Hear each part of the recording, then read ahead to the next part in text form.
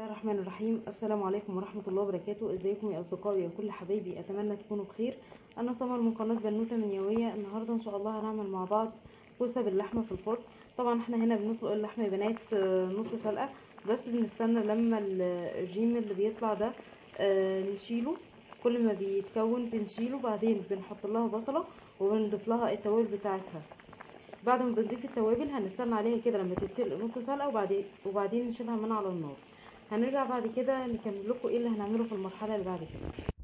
كده احنا بنعمل الاكله بتاعه الكوسه، عباره عن سمنه بلدي وثوم. هنستنى لما ياخد اللون الذهبي وبعدين نضيف عليه عصير الطماطم. بس معلش هضطر اني اقفل علشان البخار اللي بيخرج بيأثر على القناه. اهو شوفوا كده يا بنات، ده اللون اللي احنا عايزينه. حاليا هنضيف عليها الطماطم.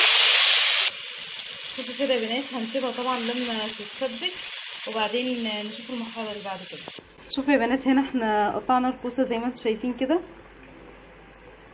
قشرناها وقطعناها زي ما انتم شايفين كده، او عملنا عليها خطوط كده بمعنى اصح من بره، وقطعناها كده علشان نبدا نحطها في التسبيكه بتاعتها ونوريكم بعد كده. شايفين كده يا بنات، دي بعد ما اتسبكت كده هنضيف لها توابل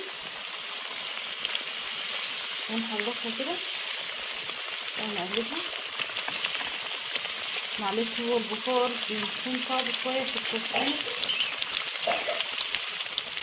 وحطينا الملح يا بنات معلش، لان كانت الصلصه بتطلع كده حاجات فوق بتطرطش. وحطينا الكوسه دلوقتي هنخليها تتقلب كده معاها، مش هتستوي، هتتقلب كده بس تقليبه ان هي تاخد تتشرب بس من الصوص كده شويه او الصلصه بتاعتها، وبعدين نوريكم هنعمل ايه. هنا يا بنات بعد ما صبينا الكوسه بالصلصه وحطينا فيها قطع اللحمه زي ما انتم كده شايفين، عفوا هنسيبها طبعا تاخد غلوه على البوتاجاز وبعدين ندخلها الفرن مع بعض. شوفوا هنا يا بنات، بعد ما خلصنا كده دي صينيه الكوسه باللحمه بعد ما طلعت زي ما انتم شايفين كده، ده شكلها. وده عندنا هنا عملنا رز ابيض معاها زي ما انتم شايفين، وعملنا كمان معاها حبه سلطه. ده كان غدانا النهارده يا بنات. لو عجبكم الفيديو ما تنسوش تعملوا لايك وشير وسبسكرايب وتضغطوا الجرس اسفل الفيديو لكي يصلكم كل جديد. وما تنسوش تزوروا صفحتنا على الفيسبوك باسم بنوته منيويه.